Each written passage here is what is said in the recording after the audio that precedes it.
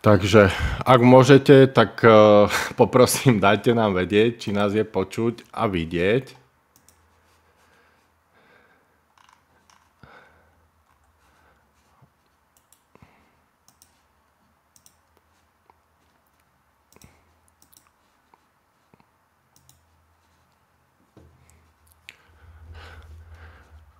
Dobre, takže malo by nás byť vidieť, ale to bolo pred chvíľkou. Takže čakám na Andrejku. Áno, som tu. Super, tak dúfam, že to už je aj v tvojej skupine. Dúfam aj ja. Budem vysielať. Sa musím pozrieť v tej našej skupine, že či to ide, lebo som sa musel tiež vypnúť a zapnúť. Áno, ukázala som, že už vysielam teda naživo a ešte to skontrolujem v skupine, že či to tam teda tiež všetko funguje ako má. Hej, no malo by to byť konečne. A áno, poslala si mi blbý link. To sa ospravedlňujem. Takže teraz to funguje, takže malo by to... Jo, dobre, tak je to v tvojej režii teraz. No, takže ahojte, ja by som sa rada predstavila, takže moje meno je Andy M. A tu na Facebooku sa venujem rôznym veciam, napríklad výživovému poradenstvu a zdieľam vlastne taký svoj životný príbeh o tom, ako som si zmenou stravovania dokázala vlastne vyliečiť mnoho ochorení.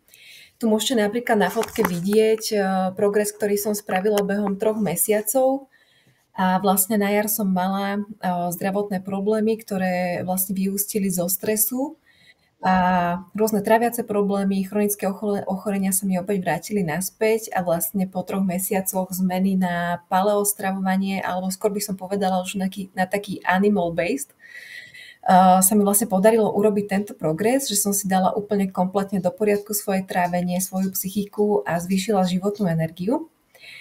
Takže toto sú vlastne také záležitosti, ktorým sa momentálne vo veľkom venujem. A v minulosti som pracovala ako fitness tréner a momentálne sa už tejto práci veľmi nevenujem, takže skôr sa zaoberám life coachingom online vlastne, čo sa týka prechodu na toto prirodzené stravovanie, pretože ja to najradšej volám prirodzené stravovanie pre človeka. A o tom by som sa, Jarko, s tebou dneska aj veľmi rada porozprávala, lebo ty si pre mňa v tomto smere veľká kapacita s dlhoročnými skúsenosťami. Takže budem ti veľmi vďačná za tento rozhovor a čo sa ešte mojej práce týka, tak vlastne som začala pracovať cez online, to znamená, že cez sociálne siete hlavne v tomto období a vraciam sa naspäť vlastne k takému poradenstvu ohľadom tohto stravovania, pretože ja som predtým robila aj konzultácie ohľadom vlastne zmeny stravovacích návykov, ale robila som to ešte takým tým fitness klasickým spôsobom. Poznáš to veľmi dobre, jesť 5-krát denne, neustále mať plné brucho a vo veľkom naberať svalovú hmotu a vytvárať si chronické zápalové ochorenia tou stravou. No a vlastne tu na tejto fotke je rozdiel 7 rokov, to znamená, že pred 7 rokmi som mala veľmi vážne zdravotné ochorenia. Ja som vtedy mala aj boreliózu a encefalitidu, čo mi vlastne nevedeli lekári zistiť. Ja som s tým potom bojovala na vlastnú päsť a vlastne ja som zisťovala prirodzenou cestou, ako sa z týchto ochorení vyliečiť. A napokon som zistila, že sa to dá, že je to síce beh na dlhú tráť, ale ide to veľmi krásne. Dokázala som to urobiť bez liekov, ale tým určite nenavádzam nikoho, aby neužíval lieky, pretože keď sú určité štádia ochorení, tak tie lieky tiež vedia veľmi pomôcť zachrániť život, takže to si musí každý aj zvážiť sám. Ale v podstate v tom období som mala veľmi silné depresie, panickú poruchu, úzkosti, problémy s pleťou, problémy s vlasmi. Mozgovú hmlu som mala, čo vlastne mávajú ľudia, ktorí majú vírusové ochorenia, ale aj čo konzumujú veľa cukru, veľa škrobov a majú zápaly v tele. Plus svalová slabosť až v takej miere, že ja už som nevedela poriadne ani chodiť. Takže toto štádium života bolo pre mňa veľmi komplikované, veľmi ťažké, pretože ako som spomínala, tak lekári nevedeli prísť na to, že ako vlastne by mi mohli pomôcť, takže na mňa skúšali kadečo, ale nič mi jednoducho nepomáhalo a v podstate ma to len udržiavalo neustále v nejakom chronickom stave. A ty si mi nakoniec vlastne poradil to keto stravovanie a paleo stravovanie. My sme sa vtedy tak, nechcem povedať, že náhodne, alebo na náhody neverím, stretli a vlastne si mi poskytol tieto informácie a ja si dodnes pamätám jednu bajnú vetu, ktorú často spomínam vo videách aj s ľuďmi, keď sa rozprávam, keď si mi povedal, že keď prídeš na toto stravovanie, tak ti odídu všetky choroby. Ja si to proste dodnes pamätám. A vlastne mal si obrovskú pravdu, pretože ako náhle som prešla na toto stravovanie, tak skutočne sa mi začalo moje zdravie extrémne rýchlo zlepšovať. A povedala by som, že do 4 týždňoch som z toho chronického štádia, keď mi naozaj bolo najhoršie, tak prešla do štádia, nechcem povedať, že úplnej remisie, lebo tak rýchlo to zase nefunguje, ale bolo mi teda podstatne lepšie v tom živote. Takže tak v krátkosti toto je asi taká moja cesta. Dobre, tak v podstate softwarový zádrhel sa udial u mňa v skupine, ale neriešim to teraz, lebo všetkým som tam hodil odkaz, že vysiela sa u teba, tak možno ti budú prichádzať žiadosti do skupiny. A ľudia si to možno budú chcieť pozrieť, takže niečo o mne teda. Hodím sa ja sem. No, v podstate moje meno je Jaro Kučík, tým, že ma určite nepoznáte, pretože sa vysiela v Andrejkynej skupine, aj keď niektorí sú tam aj odo mňa, respektíve tak navzájom to máme poprepletané. Tak dlhé roky som sa venoval kulturistike, poviem taká šedá eminencia, lebo väčšinou som bol ako sparring partner. A môžete vidieť, ako to vyzeralo. No ale veľmi zle to dopadlo, čo sa týka toho môjho celkového fungovania, pretože to jedenie bolo na úkor zdravia a tá strava, ktorá obsahuje obrovské množstvo sacharidov, tak sa na mne podpísala a dopadlo to takým spôsobom, ja som v podstate takto vyzeral v objemovej fáze, a nejakých 131 kg živej váhy, ale bohužiaľ veľa vnútrobrušného tuku, veľa podkožného tuku tam až tak nebolo, bolo tam veľa nadbytočnej vody naťahanej, takže nebolo to všetko tip-top, samozrejme hneď tam je aj stukovateľná pečeň a všetky tieto veci, keď sa vám už ukladá ten tuk aj na vnútornostiach, tak samozrejme máte steatózu pečene. No a vyvrbilo sa to do takého štádia, že som skončil vlastne v nemocnici so sepsou, dávali mi iba 3% šancu na prežitie, spôsobil to prasknutý slepák, v podstate to bolo slovensky povedané prežieraním sa a tou kulturistickou stravou, tým, že 70% z toho tvoria sacharidy, ktoré sa menia v tele na glukózu a tá začne robiť šarapatu a zápalové stavy. Ja som mal problém ten, že ako to prdlo, celé to slepé črevo, tak v podstate začal ten septický stav, prederávilo mi to hrubé črevo, tenké črevo, žalúdok bol ucpatý, kolabovali mi obličky a vlastne mi dávali len 3% šancu na prežitie. Ale ako sa hovorí, z laburína nevyhynie. Takže tým, že ja som bol v dobrej kondícii, aj keď v zlom zdravotnom stave, tak mi to pomohlo prežiť. S tým, že mi zabrali antibiotika, po 7 dňoch som sa dostal z nemocnice, ale 3 roky som sa dával do poriadku, s tým, že počas tých 3 rokov sa mi podarilo, respektíve po nejakom pol roku, už keď som bol schopný ako tak vnímať okolie a svet a čítať a podobne, lebo keď máte otravu krvi, tak máte pošahané všetko. A v podstate ste na tom tak, ako keby ste zažili v jeden deň mozgovú porážku a aj srdcový infarkt. No a takže sa mi život otočil o 180 stupňov tým, že som musel zmeniť stravu a popieralo to všetko, čo som dovtedy vedel ohľadom fitness priemyslu. No a dopadlo to tak, že 10. rok som už, poviem, na takej alebo na živočíšnej strave a o tom sa určite budeme s Andrejkou baviť. Nepôjdem teraz do detailov, ktorú ja mám celkom vytunenú a dozviete sa viacej, ale aby ste videli, ako som na tom teraz, tak je to asi takto. Takže je to od toho dobrého a v 51 rokoch som na tom lepšie, ako som bol v 30. Takže za mňa veľký posun dopredu len vďaka strave a ja som nebol od toho môjho veľkého zdravotného prúseru už odvtedy ani raz chorý. Takže toľko o mne a môžeme sa vrhnúť na to spoločné. Áno, ďakujem ti veľmi pekne. A my sme vlastne sa rozprávali o tom, že by sme porozprávali dneska o takom prirodzenom a protizápalovom stravovaní, lebo napríklad ja veľa dostávam takých otázok od ľudí, že čo to je vlastne prirodzená strava pre človeka. Pýtajú sa ma ľudia, lebo dnes už veľmi málo ľudí vie, že čo je vlastne prirodzená strava pre naše ľudské telo. Takže často sa aj snažím na to vlastne odpovedať a podľa tých všetkých vlastne výskumov, momentálne sa aj veľmi veľa výskumov robí v Amerike na tému vlastne carnivore, paleo a keto stravovanie, čo sa mi veľmi páči, tak vlastne podľa toho všetkého vychádza to, že vlastne my sme plodožravci a mäsožravci stále a nič sa na tom jednoducho za tie roky nezmenilo. A vlastne, čo som sa dozvedela, je to, že väčšine ľudí chýba enzym na štiepenie sacharidov, takže vlastne my stále ešte nemáme ten enzym v sebe geneticky vyrobený. A ty k tomu určite povieš viacej. No, štúdie, ktoré robili pred x rokmi, bol o tom aj veľký dokument. Bolo tam hlavne, poviem, tá severská populácia, respektíve aj Slovanov do toho môžeme zarátať, pretože máme tam tú haploskupinu genetickú spoločnú.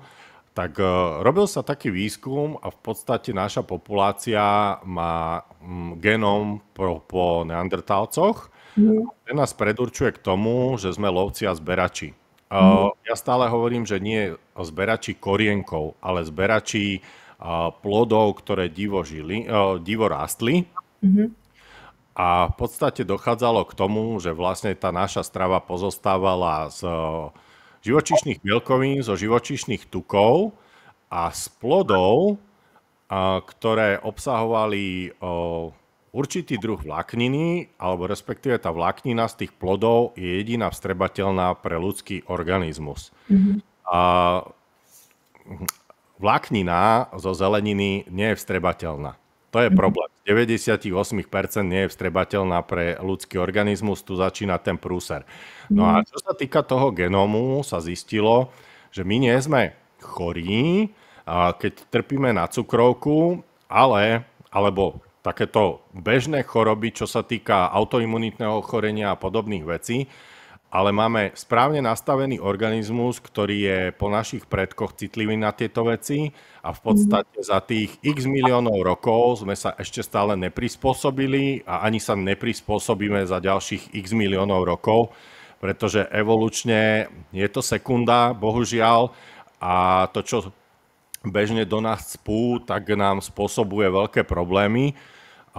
Nie z krátkodobého hľadiska, ale v podstate začína sa už v detskom veku, kedy ako náhle je malý človek odpojený od mamy, že je pridajaný, tak sa do neho ako prvé začnú cpať všelijaké zeleninové a ovocné výživy a tým pádom sa mu prekonvertováva organizmus na hlavný zdroj energie glukóza a pritom on bol na tukoch a ketónoch dovtedy.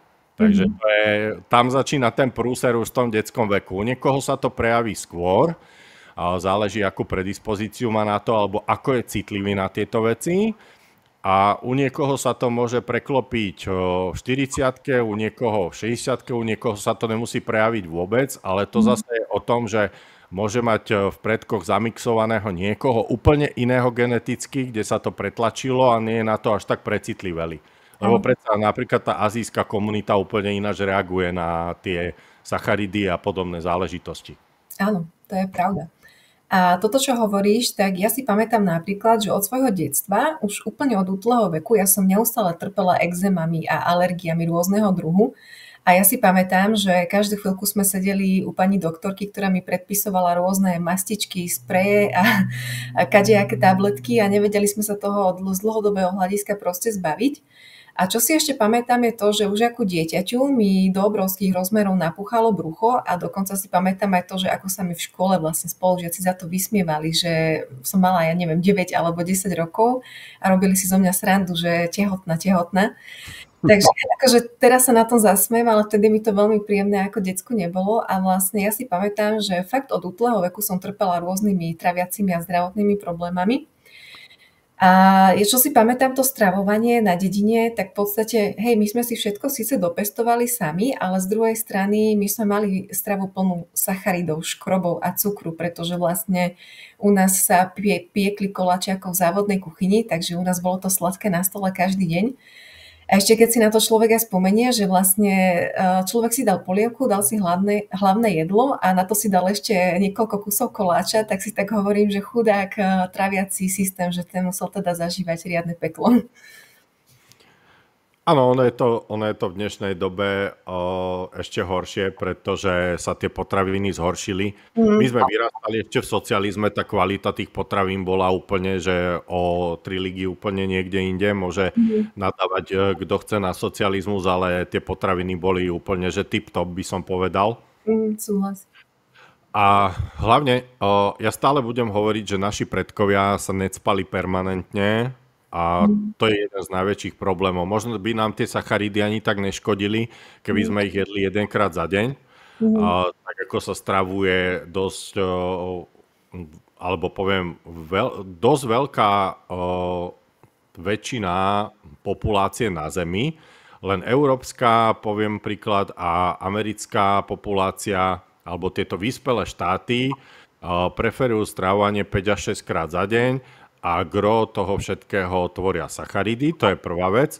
A druhá vec je, že väčšinu z toho tvoria obilniny, ktoré sú preferované a tie obilniny majú ďalší prúser, sú aj 5 až 7 krát ročne striekané pesticídmi.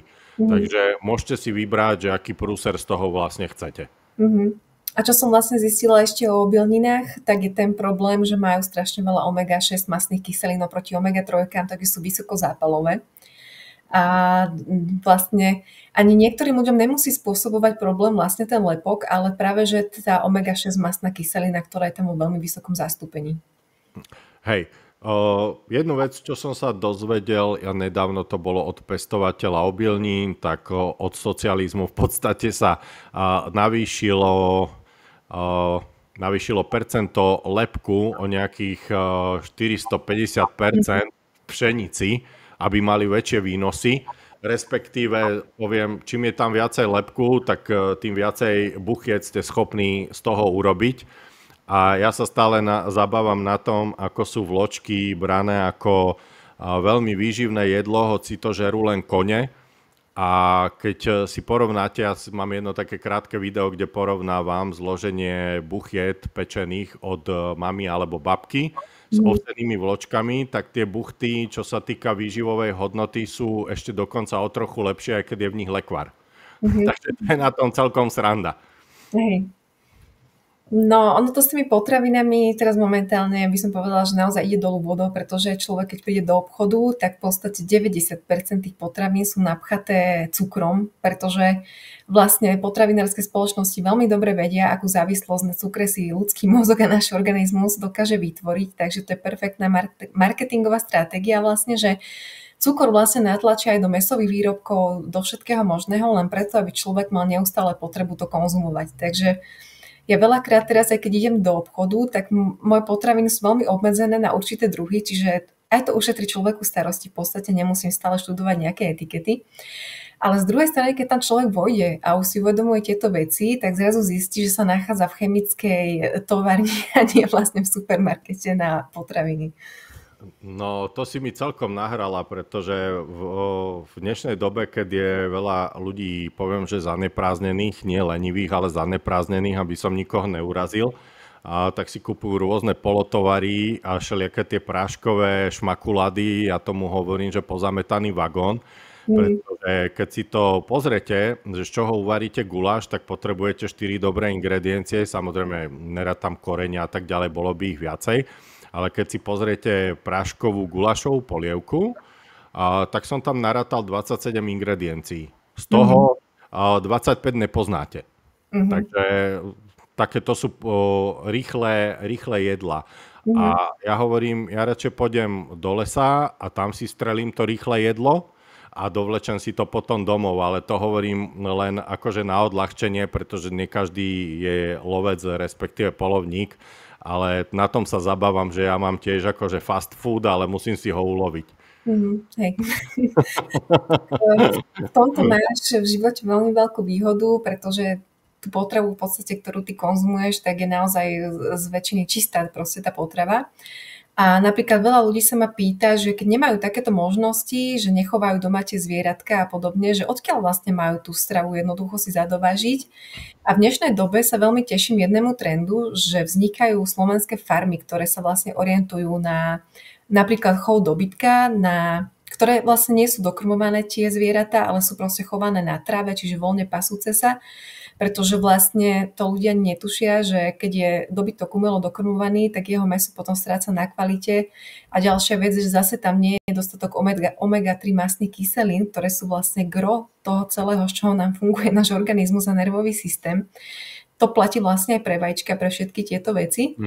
Čo veľa ľudí napríklad tiež netuší, ani ja som to vlastne donedávna ešte netušila, kým som sa s tým nezačala zaoberať hlbšie, že vlastne vajíčka z klietkového chovu, kde tá sliepka v živote nemala v zobaku trávu a nevidela slnko, tak nemá dostatok omega-3 mastných kyselín v tých vajíčkach. A dokonca tam môžu byť zase tie omega-6 v zvýšenej miere, zase vzniká zápalová potravina z toho len zbytočne. Takže ako ja sa teším naozaj z toho, že ľudia nad týmto začínajú už naozaj premýšľať a v podstate sú dní, keď aj ja si kúpim v klasickom obchode nejaké mäso, keď bohužiaľ nemám v tej chvíli inú šancu, ale je to vždycky pre mňa lepší výber ako nejaká spracovaná potravina, kde je 25 divných ingrediencií, o ktorých absolútne netuším, čo to vlastne je. Ale snažím sa objednávať si z farmy a tieto možnosti už sú. Jednoducho je už taká možnosť. Hej.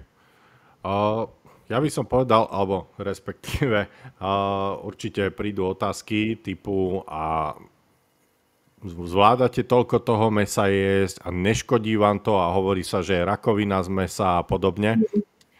A ja by som hneď na začiatok asi povedal to, že odkedy som na živočíšnej strave, kedy gro môjho stravovania tvorí hlavne zverina, čo sa týka príjmu bielkovín, pretože ono nemá veľa tuku, okrem diviaka, tak doplňam to bravčovým tukom, respektíve husacia, respektíve kačacia masť, respektíve ešte občas nejaký rybací tuk. A poviem, že odkedy som na tejto strave, tak ja som nemal žiadny problém. Moja strava je vyskladaná väčšinou tak, že som si to, poviem, vytunil takým spôsobom, že som sa prispôsobil nejak tým svojim génom, takým vnútorným pocitom a idem takým spôsobom, že počas jesenného obdobia a celej zimy až do skorej jary je to v podstate čisto len živočíšna strava, niekto by ho nazval karnivór, je úplne jedno, ak si to nazvete, ale je to iba o živočíšnych produktoch. Občas tam príde, poviem, nejaká kvasená kapusta alebo proste zavaranina, ale to je skôr sporadicky. To 99,9% som na čistej živočíšnej strave. A potom, keď začína dozrievať u nás ovocie, tak podľa toho ho aj konzumujem počas roka. Takže v podstate novodobý lovec a zberač by som povedal. A mne to takýmto spôsobom vyhovuje. Tým, že som zdravý, tak je to asi najlepší taký, poviem, test toho celého, že je to dobre nastavené. Áno, v podstate vydávam sa veľmi podobnou cestou, ako máš ty, ale nie som na karnivor strave. V podstate by som povedala, že ja sa ani nechcem nejako škatulkovať do nejakého stravovacieho smeru, lebo ono sa to sezónne aj tak jednoducho mení podľa toho, aké plodiny práve dozrievajú a rastú. Takže by som povedala, že je taký stravovací smer, teraz sa nazýva, že animal-based a vlastne tam sa konzumujú živočíšne produkty a plody a med. Takže vlastne toto je vlastne gro mojej stravy, ale nechcem sa do tohto smeru nejako, tak jak som povedala, že škatulkovať. Proste idem intuitívne. To znamená, že Prišla som na to, že človek, keď si vyčistí svoje telo a usporiada si veci vo svojej hlave, tak to telo ho začne jednoducho veľmi silno navigovať, že aké potraviny mám v danom ročnom období vlastne jesť. A to Hej, vlastne vnímaš aj ty, odkedy si na tom stolení. presne tak, ako ja som sa tomu úplne prispôsobil. Mm, A ľudí už mám trošku prečítaných, takže hneď zabrdnem asi do toho, že či si dám aj niečo iné.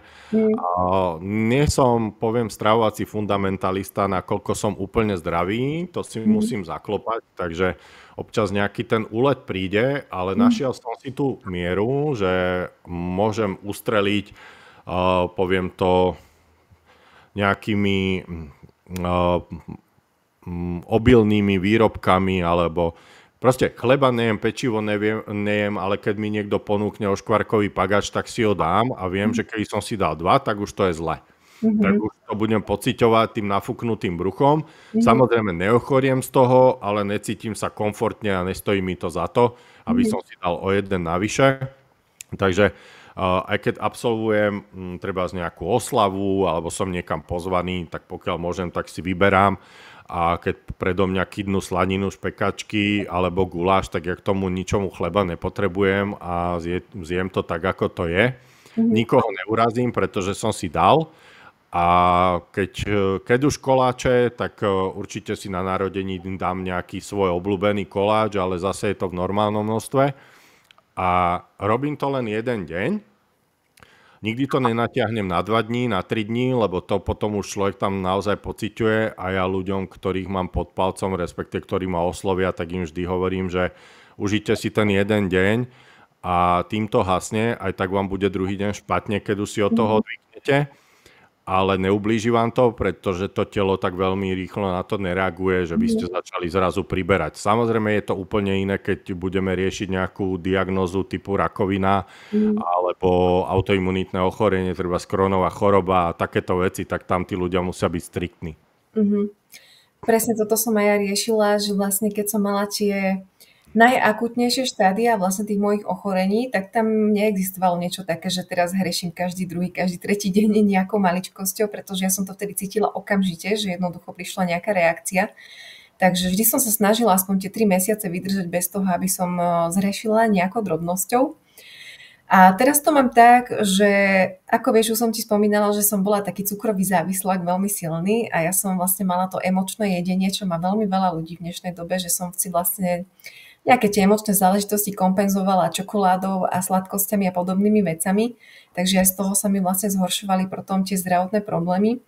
A my sme sa bavili vlastne o tom, že nemôžem si dovoliť teraz nejaké extrémne úlety, lebo človek vlastne si neuvedomuje, že tá závislosť na cukre je taká istá ako na tvrdých drogách a že Mhm. jednoducho, keď je človek v odvykacej kúre, tak nemôže proste raz za týždeň si dať tú čokoládu, pretože v momente sa znova naštartuje v tele a vlastne v tom emočnom systéme a tá potreba dať si tú čokoládu aj na druhý deň, aj na tretí a tak ďalej. Čiže tam musí byť človek naozaj veľmi striktný v tom procese odvykania si od nejakej potraviny.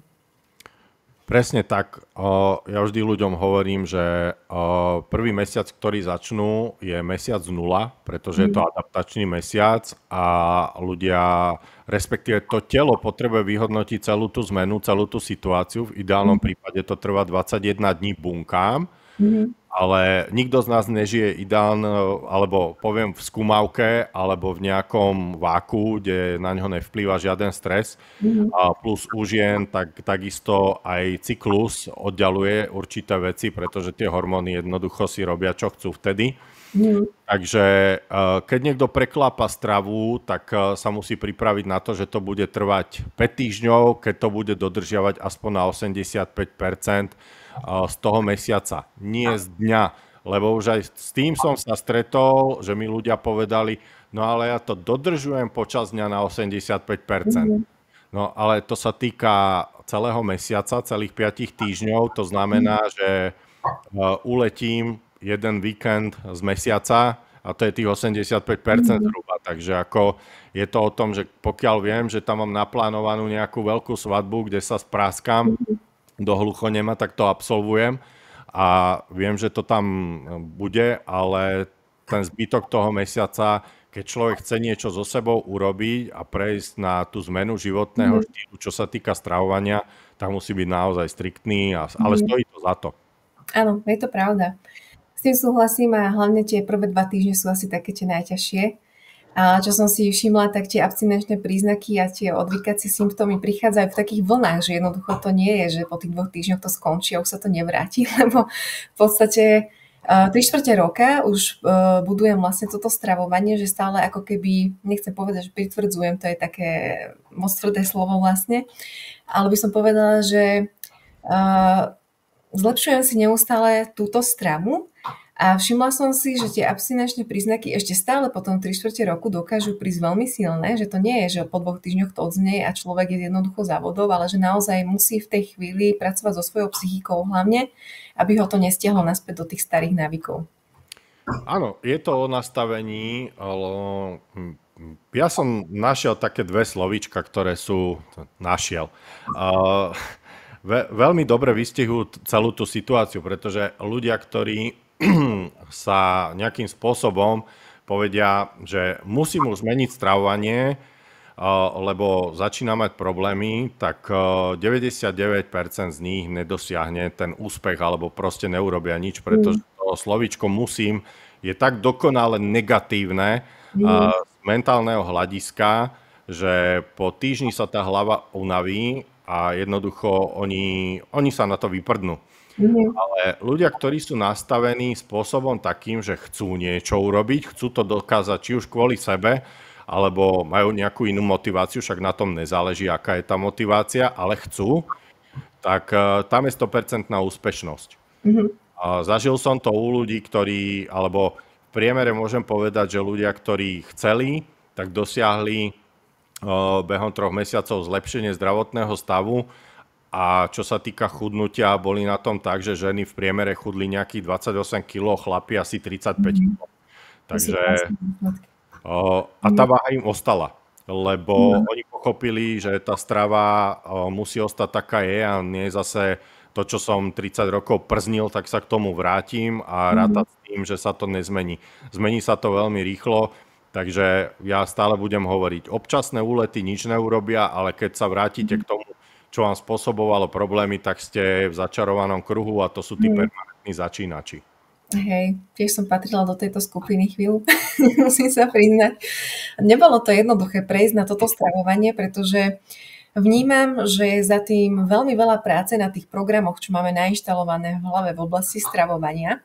Lebo ja to napríklad vnímam aj teraz, že prídem niekam na návštevu a dám si napríklad jedlo bez tej ryže, bez zemiakov, bez týchto vecí. A každú chvíľku dostávam otázky, že a prílohu si ešte neprosí, že nie si hladná a stále vlastne tieto otázky. A napríklad, keď poviem takú vec, že jem iba raz, 2-krát do dňa, tak na mňa väčšinou ľudia vypleštia oči a nechápavo na mňa pozerajú. A myslia si, že mám problémy s príjmom potravy a podobné veci.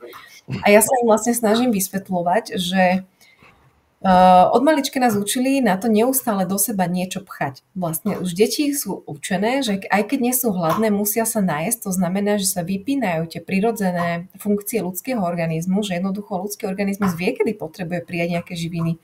A ono to je tak nastavené, že ten hlad je signalizátor toho, že už je čas niečo konzumovať. No a nám ako deťom už vlastne toto povypínajú, lebo na silu do nás vlastne pchajú to jedlo, aj keď nie sme hladní. A toto si vlastne prinesieme do tej dospelosti, že už je 12 hodín, musím sa najesť, ale telo vôbec nevysiela žiadny signál, že by potrebovalo nejakú potravu. A toto som si fakt uvedomila, že toto vysvetľovať ľuďom bolo veľmi náročné a ešte k tomu aj pre seba samu si to v hlave spracovať, že to takto nemusí byť, že nemusím jesť 5-krát, 6-krát denne, aby som bola zdravá a mala dosť energie. Že jednoducho, keď človek vymení to obrovské kvantum škrobov a cukrov za tie zdravé tuky, za bielkoviny a dajme tomu tie plody, tak telo dostane toľko kalórií, koľko na deň potrebuje, či už je to v jednej dávke jedla alebo v 2 a funguje s tým 24 hodín. No, hlavne sú tie kalórie úplne iné. Pre ľudia, alebo veľa študovaných odborníkov si myslí, že kalórie ako kalórie, ale keď zoberete kalórie z nejakej čokolády a kalórie zo slaniny a bude to mať 500 kalórií obidve, tak organizmus na to bude úplne inak reagovať, pretože pri jednom sa vám bude vylúčovať veľké množstvo inzulínu a bude to spôsobovať problém a pri druhom, čo je slanina, tak sa vám začne sa vám produkcia rastového hormónu a rastový hormón vlastne vám zabezpečuje veškerú regeneráciu buniek, svalov. Čo sa týka takých vonkajších pozorovaní, tak vlastne už celkovo nechty, kvalita nechtov sa zlepší, kvalita vlasov, kvalita pokožky.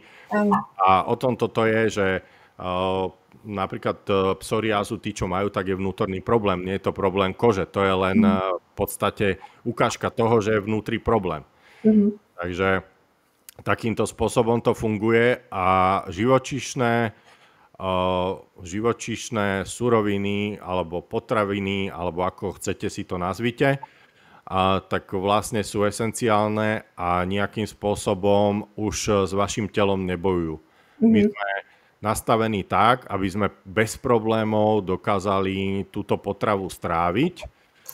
A takisto je to aj čo sa týka ovocia. Samozrejme v normálnom množstve, nie že si niekto sadne pred 5 kg hrozná a spráska ho. Samozrejme bude mať najprv hyperglykemiu, potom hypoglykemiu.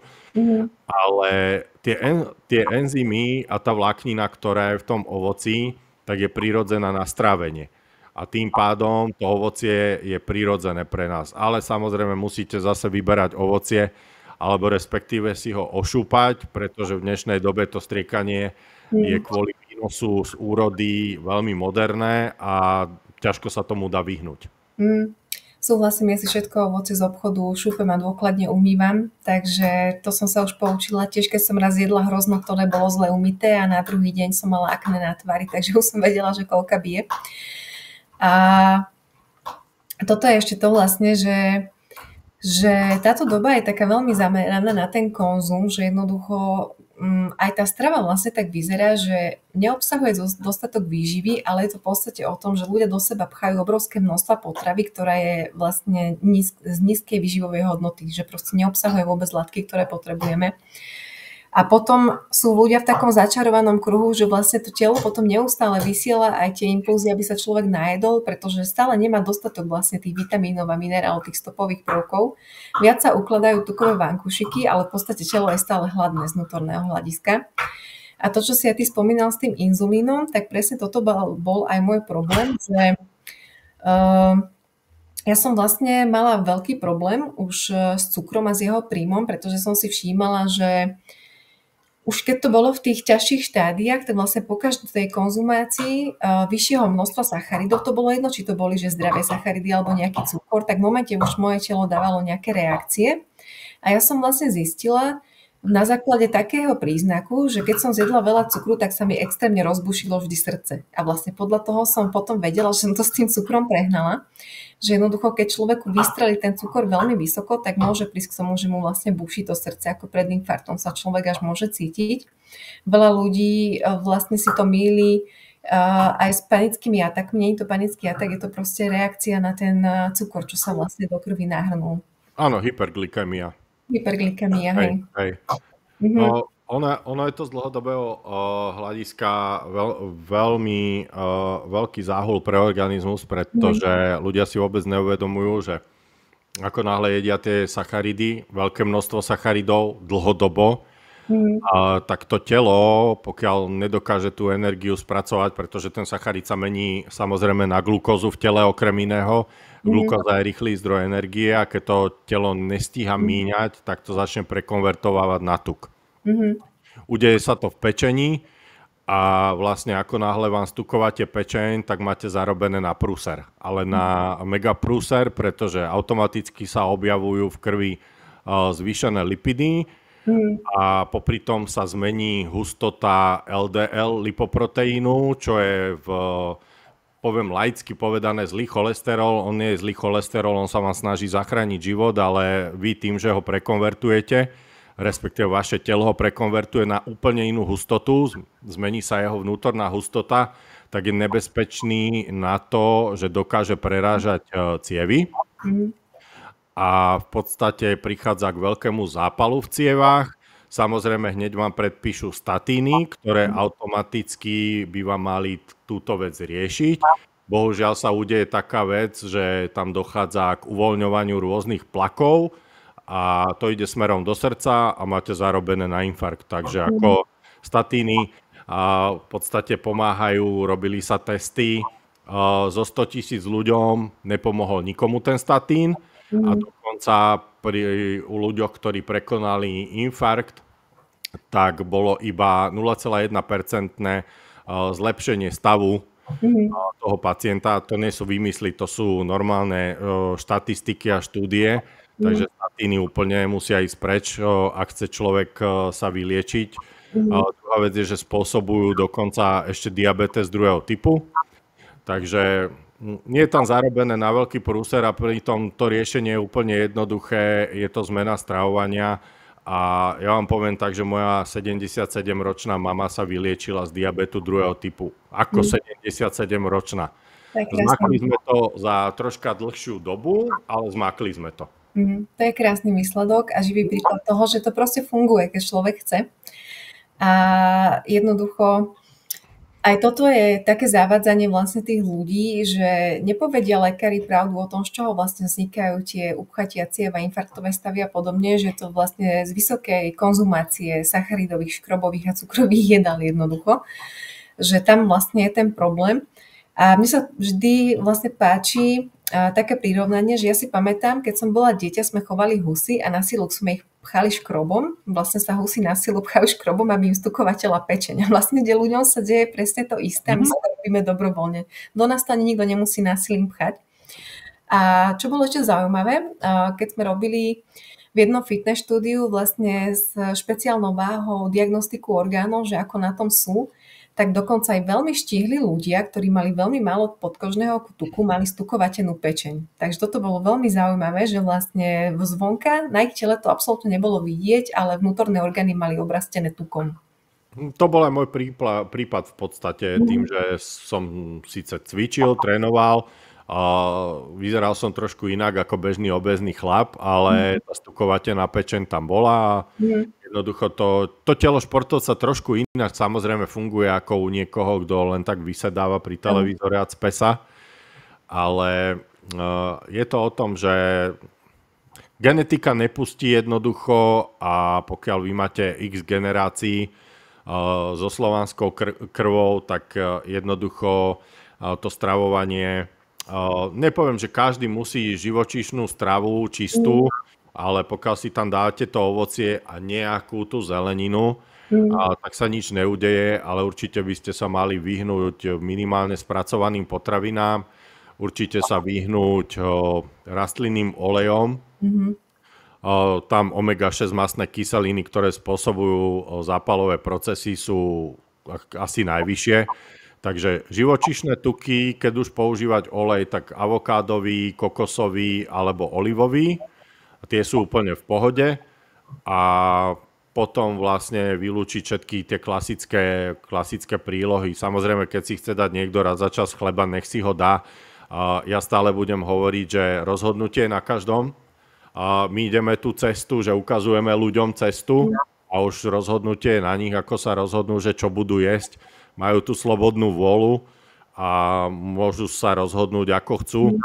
Ale keď sa ma niekto spýta, že teda respektíve je naklonený tomu, čo robím, ako to robím, tak mu to do bodky vysvetlím a jednoducho viem, že pokiaľ je on o tom presvedčený, tak tie benefity také budú naskakovať, že budú tí ľudia sami prekvapení, čo sa s nimi deje, do akého až pozitívneho naladenia do života ich to hodí. Áno, a to je presne to, čo som aj chcela o tom hovoriť, že uvedomila som si jednu vec, že ako náhle som si vyliečila svoj mikrobióm v črevách, dala do poriadku celé čreva, celý traviaci trakt, tak sa mi enormne zlepšila nálada a pozitívny náhľad na život. A zaujímavé proste bolo to, že predtým, keď som mala tú vysokoškrobovú sacharidovú stravu, kde som prijímala veľmi málo živočíšnych vlastne produktov, pretože idem aj tou spirituálnou cestou, tak nedokázala som vôbec udržiavať také pozitívne nastavenie mysle, aj keď som používala rôzne afirmácie, meditácie, rôzne pozitívne motivačné knihy som čítala, proste stále som mala pocit, že som veľmi negatívne naladená a videla som život skôr čierno-bielo. A na tejto strave prišla taká obrovská zmena, že tým, jak sa uzdravilo to črevo, tak moje telo začalo lepšie absorbovať vitamíny a mne sa zvýšila hladina vitamínu D neuveriteľným spôsobom. Mám o mnoho kvalitnejšiu krv, ja to cítim jednoducho, že moje telo funguje teraz na plné obrátky a ja v podstate momentálne nemusím čítať žiadnu pozitívnu motivačnú literatúru na to, aby som sa ráno nebudila s úsmevom na tvári a tešila sa na to, čo ma v tom dni čaká. Takže toto je pre mňa tak úžasný a krásny benefit, že človeku sa úplne obráti myslenie o 180 stupňov, vôbec nemám žiadne emočné výkyvy, stále mám stabilnú náladu počas dňa, málo čo ma nahneva momentálne, nemám tie plačlivé záchvaty, ako som mávala predtým. Cítim jednoducho, že momentálne ma všetko aj veľmi baví, do čoho sa pustím, to mi proste ide, je tam väčšia cieľavedomosť. A to, čo sme sa ešte často my dvaja bavili, bolo to, že ako sa vlastne ľahko manifestuje na tejto strave, lebo jednoducho tá energia v tom tele prúdi úplne inak, čiže človek aj to, čo si zapraje, to sa mu o mnoho rýchlejšie splní. A ty to tak vždycky pekne povieš. Viem, na čo narážaš, dlho sme sa o tom rozprávali, neprezradím všetko, ale ja to poviem tak, že na čo šáhnem, to sa podarí. Áno. A deje sa to už veľmi dlho. A za seba poviem, keby mi toto niekto rozprával zhruba, alebo v predcovidovom období, lebo vtedy to bola taká prechodná fázba celkovo, tak by som ho poslal kade ľahšie, pretože v tomto som bol skeptik a veriť na nejaké energie a podobné záležitosti, tak by som si povedal, dobre, však je to tvoje rozhodnutie, ver si na čo chceš, funguj ako chceš. Mne sa to udialo. Udialo sa mi to počas covidu, keď bol najväčší marazmus, tak ja som zažíval asi najlepšie obdobie, aké mohlo existovať. A to pokračuje, to akože neskončilo. Akurát si stále hovorím, že kedy tam bude nejaký top, lebo stále to ide nejakým smerom a tie veci sa plnia. Určite aj mnohým ľuďom, ktorí pozerajú a počúvajú teraz toto video. Ale to sa dostáva až do takých extrémov, že čo si zaprajete, samozrejme neplní sa to, že chcete 100 000 eur a budete ich mať zajtra bez roboty na stole, ale jednoducho také tie bežné priania, normálne by som povedal, tak sa plnia do bodky a či už je to interval mesiaca alebo 3 rokov, na tom nezáleží, ale proste sa to udeje. A je to záležitosť toho, že to telo nejakým zázračným spôsobom sa uzdravilo a funguje ako keby v inej hustote, alebo ťažko to nazvať, nie som odborník na tieto veci, len popisujem ten stav, ktorý si ja zažívam teraz a poviem, že regenerácia extrémne dobrá, hoja sa mi rany do 2-3 hodín a takéto záležitosti počas toho marazmu covidového ja som chorý nebol, respektíve od prežitia otravy krvi ja som nebol vôbec chorý. A to už je veľa rokov. Hej, to už je 10 rokov vlastne. Áno, to je veľmi dlhá doba. No a vlastne počas toho covidového obdobia veľa ľudí psychicky veľmi trpelo vlastne kvôli všetkým tým veciam, ktoré sa diali a mňa to teda v tom období veľmi stiahlo dole. Musím povedať, že pre mňa to ľahké obdobie nebolo. Asi tak hovorím, že keby som vtedy vedela to, čo viem teraz a keby som fungovala tak, ako fungujem teraz, tak veľa vecí by určite dopadlo inak a nemusela som si vlastne tým covidom aj sama prechádzať, dokonca 3-krát, nebolo to nič príjemné. Ale v tom čase bolo moje telo nie na tom veľmi dobre, zdravotne a výživovo, takže vôbec sa nečudujem, že ma niečo také postihlo. A v podstate naposledy som bola chorá na jar teraz, čo je u mňa, akože niekto si povie, však to nie je tak dávno, ale pre mňa je to zázrak, pretože ja som bola každé 3 mesiace, každé 4 mesiace alebo pol roka som bola pravidelne nejakým spôsobom chorá. A to sa opakovalo vlastne veľmi dlhé roky. A posledné roky, čo prechádzam na toto stravovanie, lebo prechádzam na túto stravu 5 rokov, ale s prestávkami, lebo nešlo mi to proste zo dňa na deň, musela som si fakt spracovať veľa vecí, tak sa tá chorobnosť neustále znižuje a znižuje a znižuje. To znamená, že vnímam ten rozdiel vo svojom tele. A jediné, čo som teraz vnímala, že pred 2 alebo 3 týždňami, už si presne nepamätám, som dostala akurát len keto chrípku, pretože vtedy som išla na 0 gramoch sacharidoch, takže vlastne som mala tie príznaky, že zvýšená teplota teraz tela a podobne. Ale to som vedela, že z čoho to pochádza, lebo hrdlo ma nebolelo ani nič podobné, len jednoducho to telo prechádzalo, sa adaptovalo vlastne na toto tukové stravovanie. Hej, to sú také bežné záležitosti, keto chrípky sa veľa ľudí bojí, ale tam je, alebo machajú sa v tom aj 2 týždne a je to záležitosť asi 30 sekúnd, kedy stačí doplniť elektrolyty a je vymalováno.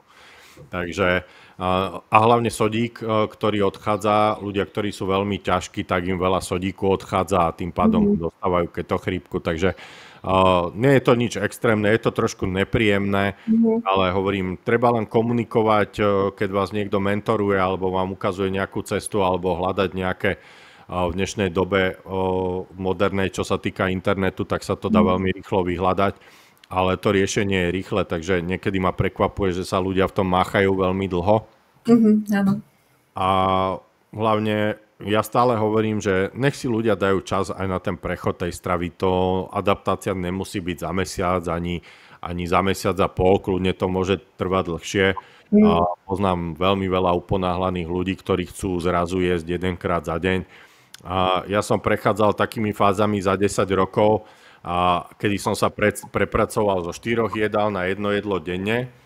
A to v podstate teraz popieram všetky tie dogmy, ktoré sú ohľadom fitness priemyslu, pretože trénujem 6-krát za týždeň a mám nejakých 110 kg a jedávam 1 jedlo denne, alebo respektíve 1-krát denne, pretože to nie je 1 jedlo denne. Ja som schopný za hodinu zjesť to, čo zje, poviem, bežná čínska populácia v malej dedine, takže si pokryjem to, čo potrebujem, ale to som povedal obrazne, je to v podstate, keď to mám len tak zhrnúť, nejakých 5 vajec, nejakých, poviem, 300-400 gramov mesa, ekvivalent tuku k tomu, a to je moje stravovanie počas zimy a na tomto dokážem fungovať úplne bez problémov. Samozrejme v tom zimnom období sa ten tuk navyšuje a hlavne keď sa pohybujem dlhšie vonku, či už sú to polovačky alebo niečo, tak to telo prvé, čo si pýta, tak je také, že daj si tuk.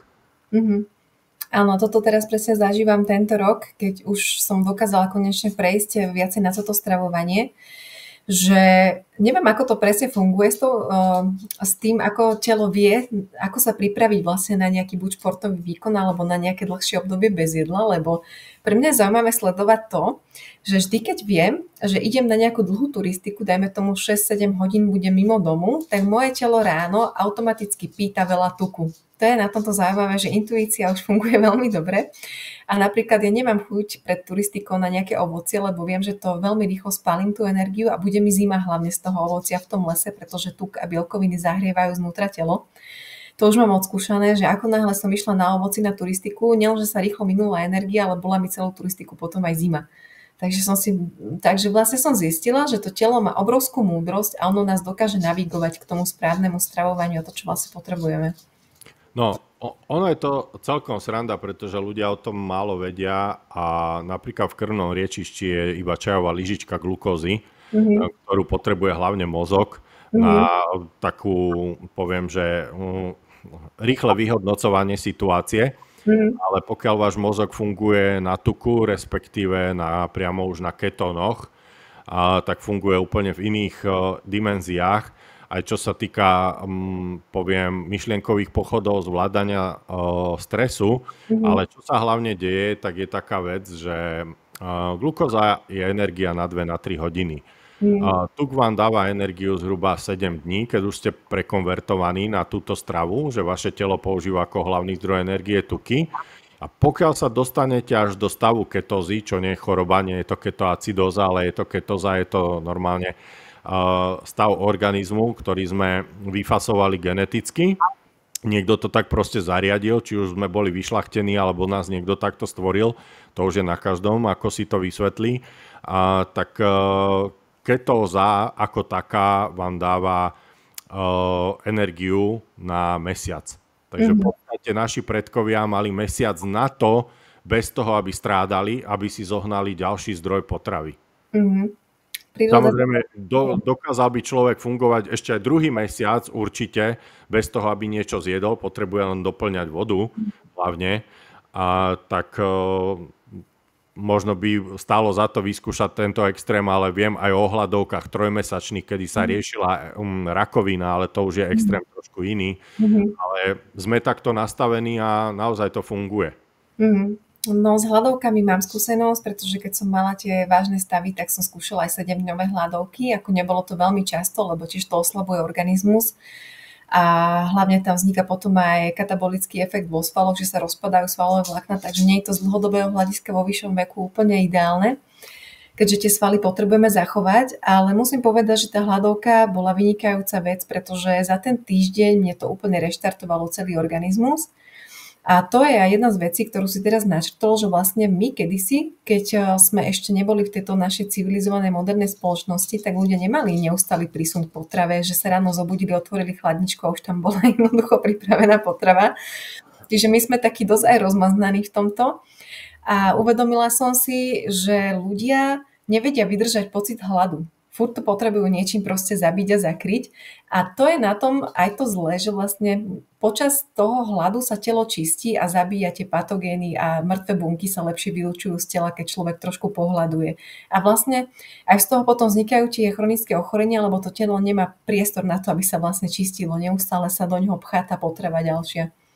Áno, v podstate tam človek, keď nabehne na ketózu alebo robí tie posty, ktoré aj v podstate vyprovokujú ketózu, tak sa dostane do stavu autofágie a to je samoopravovanie organizmu. Samozrejme, keď ste v 4. fáze rakoviny, tak už vám to asi moc nepomôže. Ale čo sa týka takýchto, ako si spomínala, zbavovanie sa už opotrebovaných buniek, odumretých a tak ďalej, tak áno. A hlavne nedávno sa mi dostala štúdia do ruky, veľmi zaujímavá, a to je dokonca, že keď sa nachádzate v stave ketózie alebo používate BHB ketóny, čo sú exogénne ketóny, niečo podobné ako vaše telo vylučuje, respektíve nie vylučuje, ale produkuje, ale vy ich príjmate v podobe nápoja, tak obsahuje to enzym, ktorý dokáže vysušovať rakovinovú bunku. Takže doteraz sa myslelo, že ich len v podstate vypnú od energie, lebo väčšina rakovinových buniek funguje na glukóze, ale zistilo sa, že ich dokážu úplne až zničiť. Čo sa týka ketónov, či už vonkajších, alebo telo, keď je v ketóze. Takže toto je veľký posun ďalej, čo sa týka pacientov v rakovine. Tak to je pre nich veľmi pozitívna správa. Hej, len zase tu ide o to, že biele plášte, áno, je zo pár lekárov, ktorí o tom rozprávajú, ale biele plášte, ktoré sú platené farmafirmami, tak radšej budú z človeka vyrábať dlhodobého pacienta. Ale to je zase na inú debatu, takže preto ja hovorím, že aj diabetes sa dá vyliečiť, keď človek chce, úplne obyčajnou domácou stravou, ak sa tam zmenia nejaké veci. A keď to dokázala 77-ročná moja mama, tak to dokáže ktokoľvek. Keď sa do toho nepustí, tak to sú proste len výhovorky. A iné je diabetes prvého typu, lebo tam je problém s pankreasom geneticky od narodenia väčšinou. Takže to je niečo iné, ale dá sa aj toto podchytiť takým spôsobom, že sa v podstate eliminuje tie výkyvy glukózy a dokáže sa to dostať pod kontrolu. Ale to je zase striktný karnivor skoro, až by som povedal, u týchto diabetikov. To už je tá ťažšia forma cesty, no. Ale zase veľmi účinná, no. A toto je ešte taká vec, o ktorej by si nám mohol povedať, že teraz sa veľmi často skloňuje slovné spojenie, že vlastne inzulínová rezistencia. Čo to presne je, ako by si nám to vysvetlil, pretože veľmi veľa sa teraz o tom rozpráva, že ako sa vlastne potom poruší tvorba toho inzulínu v našom tele, keď sa tam neustále plníme tým cukrom. No, Ono to funguje v podstate vo všetkom. Nech sa jedná o čokoľvek, že organizmus sa zrazu vypne alebo zavrie receptory. A Mhm. toto presne sa deje aj pri tom, keď máte vysoký príjem glukózy a vaše telo jednoducho prestane pracovať s tými, alebo receptory si povedia dosť, akože kašlem na to, aby som niečo vôbec robil. Mhm. Pretože do mňa permanentne cpe nejaké jedlo, z ktorého sa produkuje veľké množstvo glukózy Mhm. a udeje sa taká vec, že pankreas jednoducho vypovedáva službu a povie si, že dlabem na to, dokonca si môžete uhnať zápal pankreasu a Mhm. to je ťažko liečiteľné. No a udeje sa to, že začínajú vám stúpať hladiny cukru v krvi, ale nie je tá ranná. Lebo toto je v dnešnej dobe najväčší strašiak, keď prídete obvodnému lekárovi a spraví vám bežnú kontrolu a povie vám, vy máte ráno vysoký cukor, čo ste jedli, čo ste stvárali, ale pritom to je bežná evolučná záležitosť, že vy sa ráno, keď sa začínate budiť medzi nejakou 3 hodinou a 5 hodinou, tak vaše telo začne pumpovať do krvného riečišťa zo zásobární, ako je pečeň, glukózu, na to, aby ste zobudili organizmus, aby ste boli schopní ísť loviť, keď to mám takto povedať, a mali ste tú počiatočnú energiu na to fungovanie. No a to vy dojdete teraz na odber krvi a tam vám zrazu povedia, že máte vysoký cukor, čo je pretože ten cukor by ste museli mať dlhodobo vysoký a počas dňa by vám neklesal, tak vtedy je problém. Ale to sa deje u tých, ktorí majú inzulínovú rezistenciu, že ten krvný cukor je vysoký, ale to telo jednoducho prestáva reagovať, lebo tam sa povypínali všetky hormóny. Mhm. A ďalšia vec je, že z chlapa prestáva byť chlap, zo ženy prestáva byť žena a jednoducho tam tie hormóny už sa vypínajú. Napríklad vy potrebujete do vysokého veku vysokú hladinu rastového hormónu, aby vám fungoval treba testosterón u mužov a u žien estrogen. Mhm. Ako náhle sa toto celé zblbne, že máte viacej inzulínu v tele ako rastového hormónu, lebo oni nedokážu byť v jednej rovine, bude jedného viacej alebo druhého. A automaticky vám to vypne všetky pohlavné hormóny, strácate svalovú hmotu a tam je fakt ako, to je, keď si človek pozrie tú populáciu v dnešnej dobe, tak to od oka viem povedať, že ten má inzulínovú rezistenciu, ten už je v takom štádiu, ten už je v takom štádiu. To je na tých ľuďoch tak veľmi vidno v dnešnej dobe, že až. Áno, a to je vlastne teraz aj to, čo sa tak vo veľkom vo svete rieši, že prečo muži prestávajú byť muži a toto je tiež jeden z tých dôvodov, že sú prepchatí cukrovou stravou a nemajú dostatok pohybu a takého mužského vyžitia vlastne. A aj ženy vlastne mávajú teraz veľmi veľké problémy s tými hormónami. A veľakrát vidíme aj v rôznych ženských skupinách, že ženy sa pýtajú, ako si vybalansovať tie hormóny, pretože majú potom zavodnený organizmus, napuchnutý. Náladovosť vlastne vzniká z tých rozhádzaných hormónov, potom také veci, že myomy, cysty na vaječníkoch a podobne. A všimla som si proste tendenciu, že vždy to riešiť iba nejakými bylinnými čajmi, ktoré sú úplne úžasné, hej, ja ich sama pijem, takže na ne nedám dopustiť, ale fakt som si uvedomila, že pokiaľ si človek nezrovná tie stravovacie návyky, tak môže do seba pchať, či už sú to bylinky, tinktúry alebo lieky, proste z dlhodobého hľadiska to vôbec ten problém nevyrieši. No je to presne tak, pretože a hlavne v dnešnej dobe ľudia sa spoliehajú, alebo množstvo ľudí sa spolieha na zázračnú tabletku, tak ich proste zblblí, a že ja stále hovorím, že slovo liek asi vzniklo od toho vyliečiť. A v dnešnej dobe prídete k lekárovi, samozrejme ja som si to tiež absolvoval, ale kvôli niečomu inému, aby som vôbec dostal potvrdenie na zbrojný preukaz. A mne lekárka povie, že vy vo vašom veku ešte nemáte žiadne lieky. A začne do mňa strkať prstom, že či je toto normálne, že mám toľko svalov na sebe. Ja hovorím, tak asi toto je normálne a nie, aby mi trčal úmrtný list zo zadku už v 50-ke. Takže ja stále budem tvrdiť, že je to o tom, aby ľudia zdvíhali záťaže, aby namáhali tie svaly, jedli s prepáčením, jak neandertálci.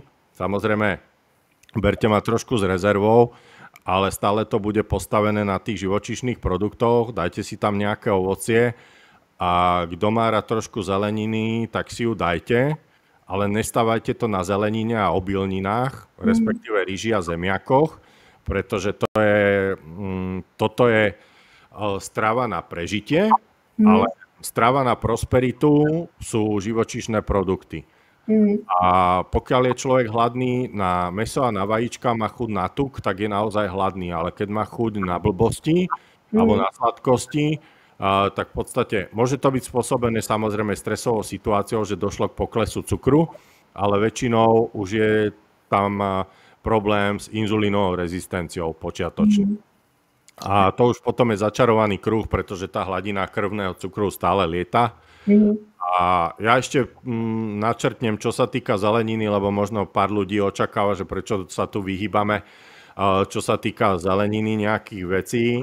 Tak zelenina ako taká obsahuje najviac antinutrientov. A to je len kvôli tomu, aby ona sa dokázala rozmnožovať v prírode a jednoducho ona sa týmto chráni voči predátorom, ktorí sa ňou živia. No a tu je problém ten, že pokiaľ ho jedávate vo veľkých množstvách a veľmi často, tak sa to začína podpisovať na vašom čreve a dochádza k tým autoimunitným ochoreniam, hlavne zo zeleniny. Nikto ešte neochorel z mesa. To sa ešte nestalo. Taký prípad neexistuje. Neexistuje rakovina z mesa.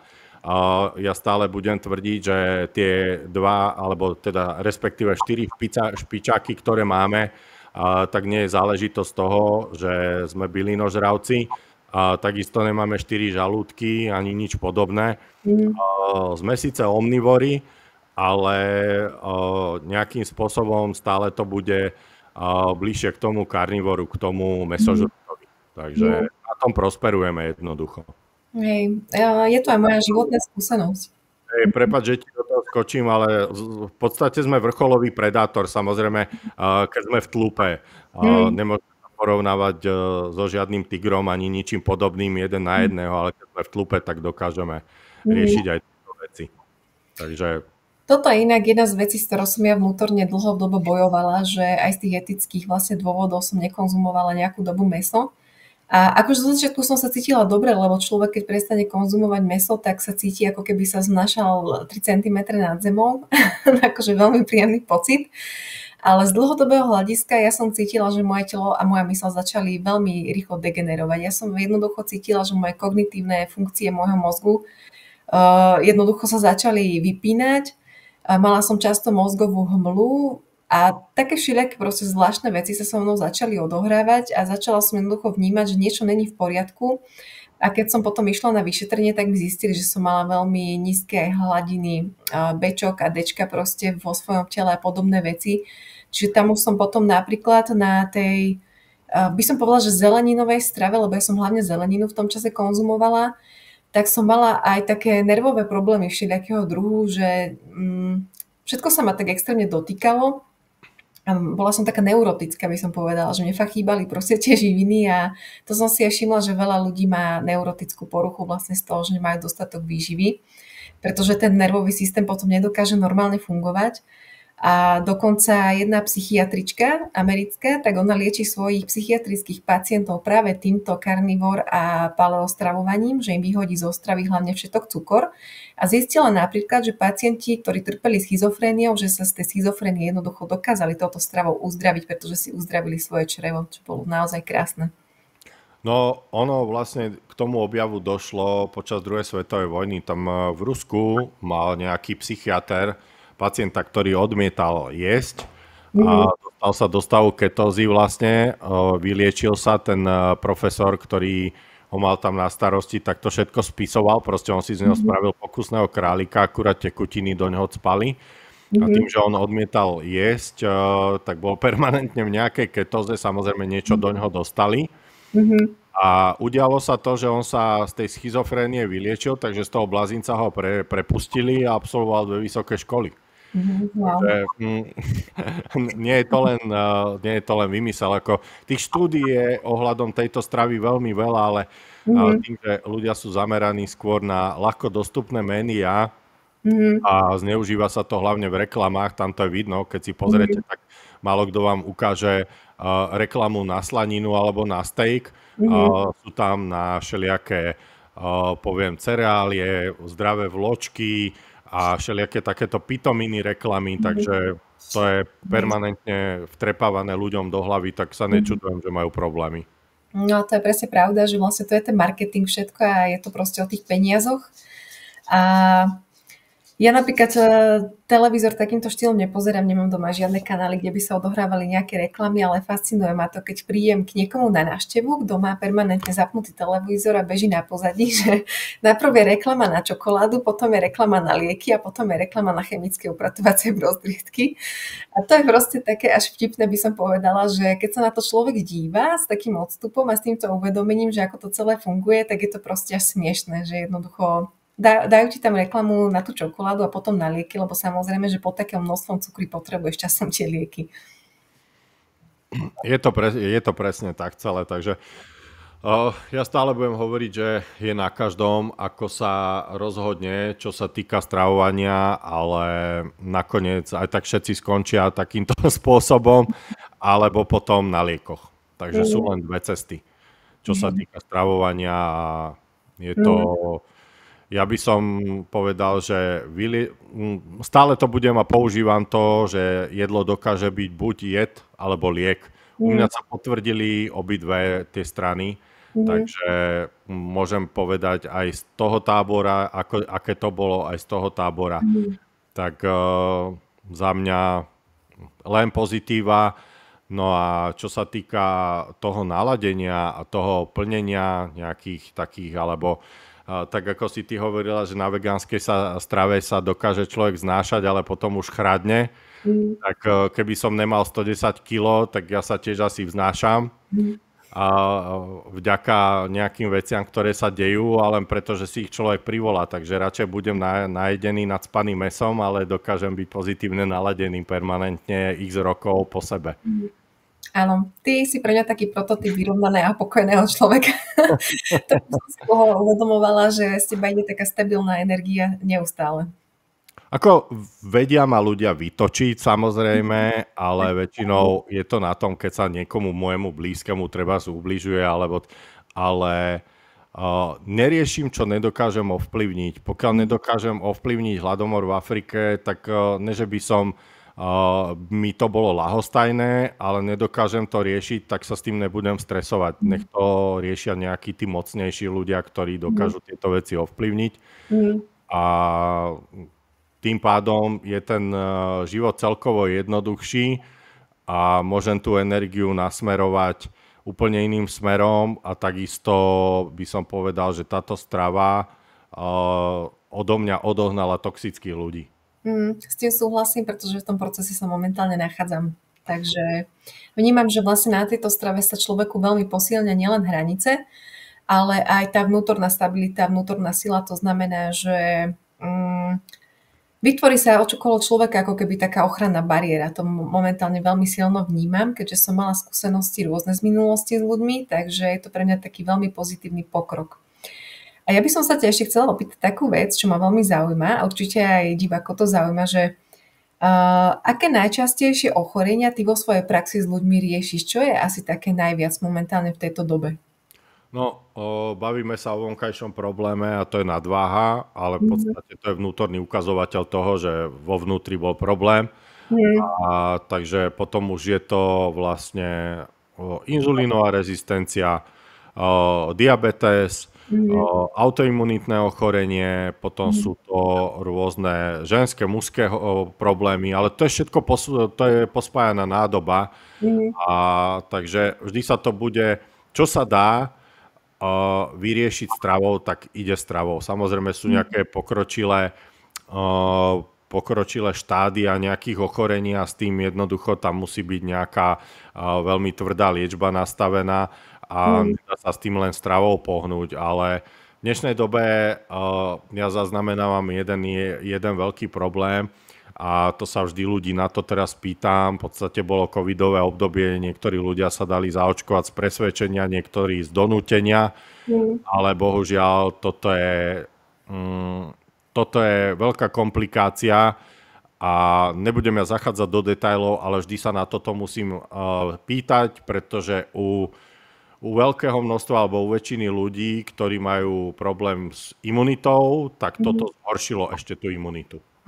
Rozumiem.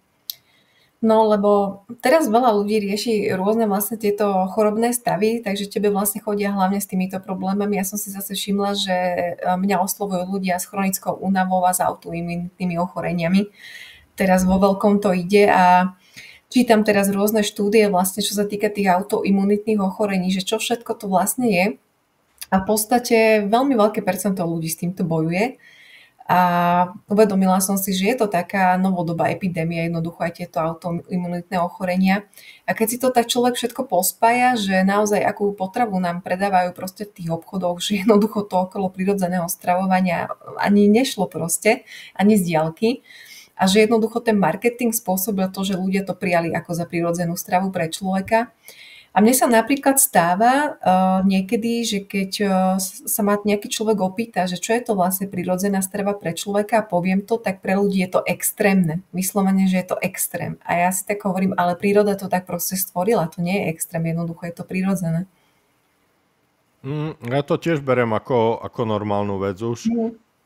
S tým, že poviem, že ja som bol skazený fitness priemyslom, pretože keď vám otlkajú permanentne v časopisoch hlavu, že musíte vločky jesť, tak je to ustrelené do extrému, ale keď som sa zase potom po nejakom uvedomení začal hrabať vlastne v tom stravovaní tých kulturistov volakedy, 60. 70. roky, tak to bol, poviem, mierny karnivor. Áno. Ale že totálne mierny karnivor. A tí ľudia, keď si zoberieme bežnú populáciu a pozrieme si fotky z pláže niekde v Amerike, tak tam mali všetci ideálnu váhu a dneska je to, jak keby sa tam tí rypovší sloni vytentovali z mora. Takže ako tá strava, alebo to sú spojené nádoby, proste farmafirmy, potravinársky priemysel, to sú dve spojené nádoby, ktoré si navzájom vyrábajú, poviem kšefty, jedni vyrábajú pacienta a druhý závisláka na jedle, takže ako rozhodnutie na ľuďoch, ktorou cestou sa vyberú, ja viem, že to jedenie, keď si vyberú tých sladkostí, tak je jednoduchšie, že sa tam navodzuje na chvíľku ten dobrý pocit, ale dobre, mať dobrý pocit a vážiť 500 kg, tak ako dobre, však je to každého vec. Ja som mal 131 kg, už by som ich nechcel mať. Ty sa cítil zle. Veľký som aj teraz pri 110 kg, myslím si, že trčím z každej strany, ale je to o tom, že je človek pohyblivejší, že sú to v podstate len čisté svaly, dá sa povedať, a vek je len číslo, zase sa len potvrdzuje, že vek je len číslo, aj keď som si prešiel ťažkou chorobou a pribudlo veľa šedivých vlasov, tak myslím si, že v dnešnej dobe, keby sa to dalo vrátiť, tak by asi odbudli a ešte by aj stmavli. Keď to mám tak zo srandy povedať, pretože, ale to by sme načínali úplne inú tému, a to ľudia by si mysleli, že to sa s nejakým bláznom tu rozprávajú, pretože tých pozitívnych vecí, ktorých sa deje teraz, tak ako poviem, že tak ako musíte rozdýchavať negatívne veci, tak ja musím občas rozdýchavať tých pozitívnych vecí veľa a niekedy je toho tak ako, že by to človek musel vypustiť zo seba nejakým spôsobom. Hej, rozumiem.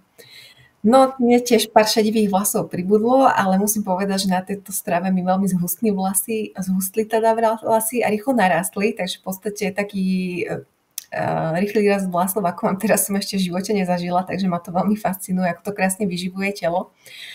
A rozmýšľam, čo by sme ešte vlastne povedali na záver, lebo už pomaličky by sme to aj mohli ukončiť, ale čo by si ešte povedal k tejto dobe, že podľa teba, čo je taká epidémia v dnešnej dobe? Nielen čo sa týka stravovania, ale čo sa týka toho ľudského myslenia.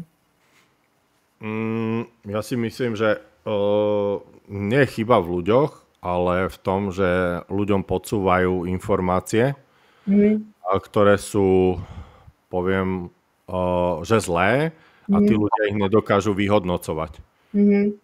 Takže tam je najväčší zádrhel a ja Mhm. budem stále hovoriť a nemusím to byť ja, pretože ľudia, keď ma nepoznajú, tak mi nemusia samozrejme dôverovať, ale pokiaľ ste si není istí v nejakej, čo sa týka výživy alebo takého toho zlepšenia zdravotného stavu, tak určite odporúčam ísť do toho, aby ste sa nechali niekým mentorovať alebo viesť.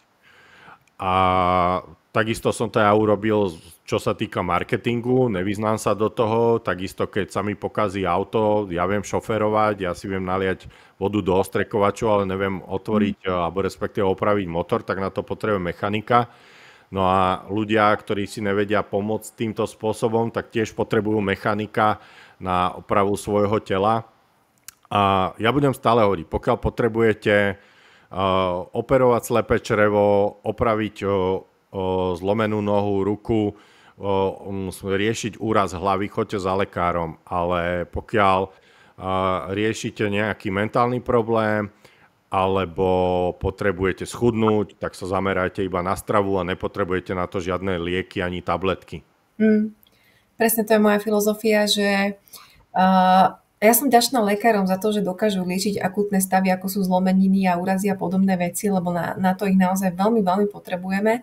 Ale čo sa týka dlhoročných chronických ochorení, tak tam sú často lekári prikriatky, že si s tým nevedia dať proste rady a potom vlastne cpú do ľudí lieky celý život, ktoré vlastne tým ľuďom ešte viacej zhoršujú ten zdravotný stav kvôli tým vedľajším účinkom.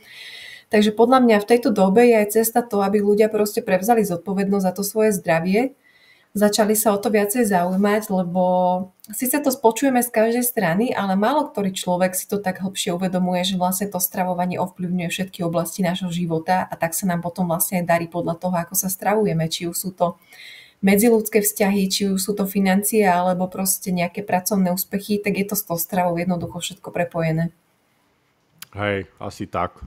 No, Andrejka, ty určite tu zazdieľaš nejaký svoj takýto, poviem, ako ľuďom pomôcť.